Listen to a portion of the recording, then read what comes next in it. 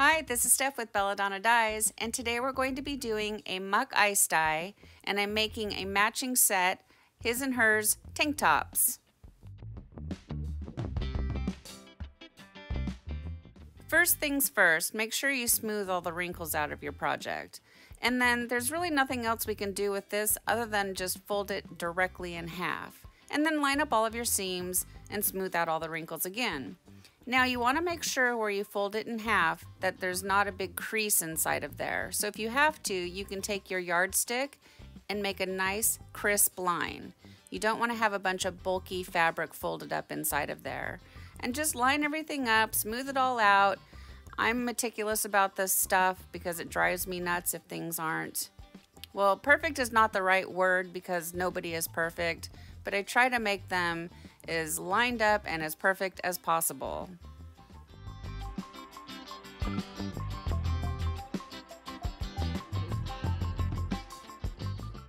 Next, I'm just going to accordion fold the tank top. I'm going to do the same process for both of the tank tops. And these look pretty tall, maybe 1.5 inches.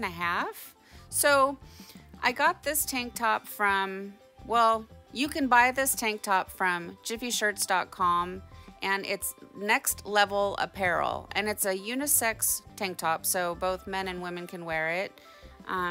It's got like kind of like the bigger armholes. So for me, it leans more towards for a man. For a woman, the bra would show, so you would need to wear some type of a sports bra or another tight tank top underneath, at least in my opinion. And then I'm going to secure it with rubber bands, and for this one I'm just using the tiny baby hair rubber bands. And look at how easy it is to add the rubber bands if you have it like flat on the table. So instead of having the pleats up, having them flat on the table made it really easy to do. So pay attention because I didn't take my own advice on the next one.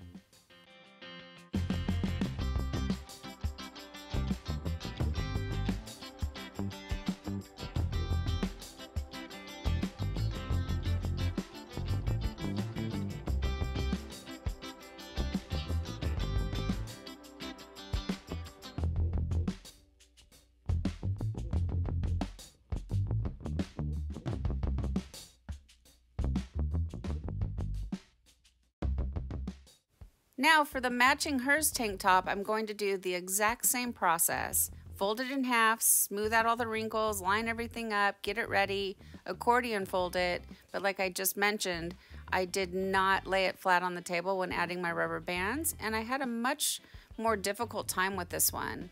And this tank top came from Dharma Trading Company. It's in their women's section, and it's a nice like cotton spandex material. It's meant to be a very form-fitting, more athletic style tank top.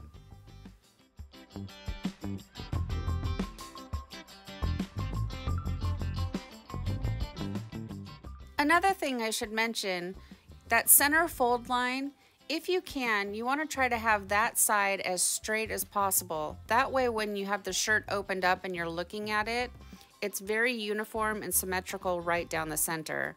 And if you can't get that line perfectly straight, it's okay. And I'm referring to the pleats.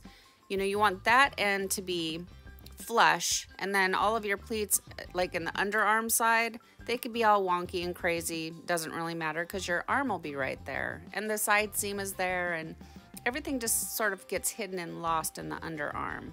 But you guys see what I mean? I'm like really struggling adding the rubber bands to this one. It's kind of ridiculous, really.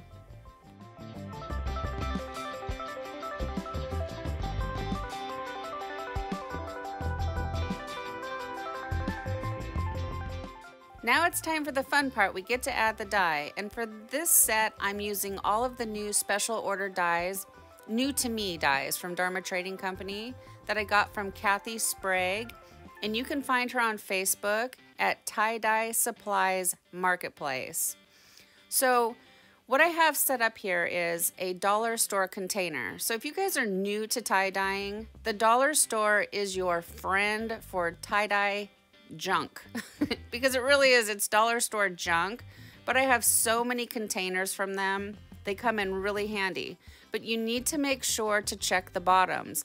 A lot of times the containers can come from the store with a crack in them, or just, during use, they'll get cracked.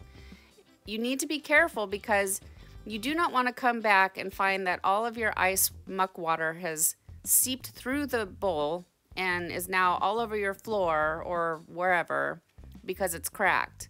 And I've made this mistake, so don't make this mistake. Put it down inside of another plastic bin or another bowl.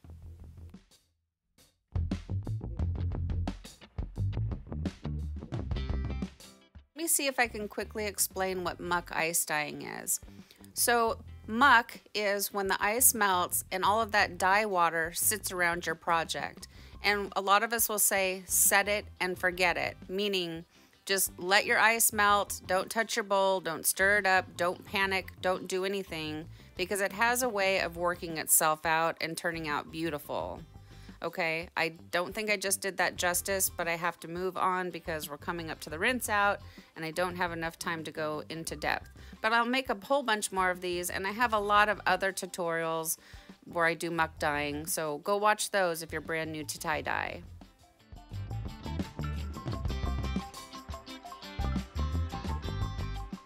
For this project, I put the lid on it, I set it aside, and I let it batch for the full 48 hours after the ice melts.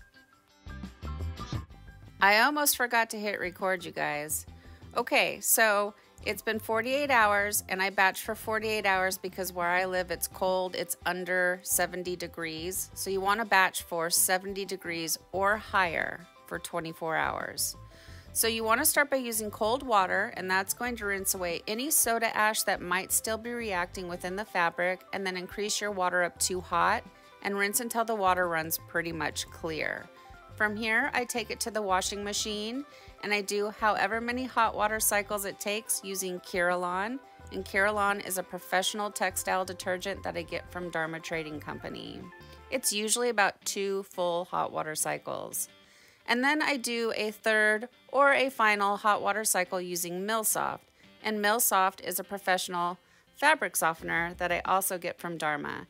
And I do have links for them down below in the description box, along with everything else that I use for tie-dye, so make sure you check that out.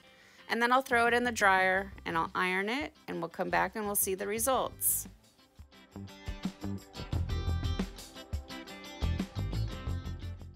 Well, here they are, guys. Here's our Muck ice dyed matching his and hers tank tops after they've been washed and dried. And I love them. I think they turned out really pretty. This is a quick and easy pattern to do, and it gives really nice results. And obviously you can choose whatever colors you want. I just went with this more sort of neutral muted tone because I was making them for family members to go to Hawaii. And they don't really like tie-dye, and they're not crazy about wild colors like rainbows like I am. Ultimately, they did not take these with them to Hawaii, so I am going to have them up on Etsy if I can ever just find the time to put things up on Etsy. So the colors, the SF Fog is that green-gray tone. It kind of gets lost in this project, but you can sort of see them in some of the muck lines. And then the Clear Sky, that's the blue, and it's a really pretty color. And then the Cafe au Lait is what's throwing that, like the dark bronzy tone and some of the beige tones. And I'm really excited to try that as a single color ice dye because I think it's going to be really pretty. So overall, I'm really pleased with the way they turned out. What do you guys think? Please leave me some comments down below.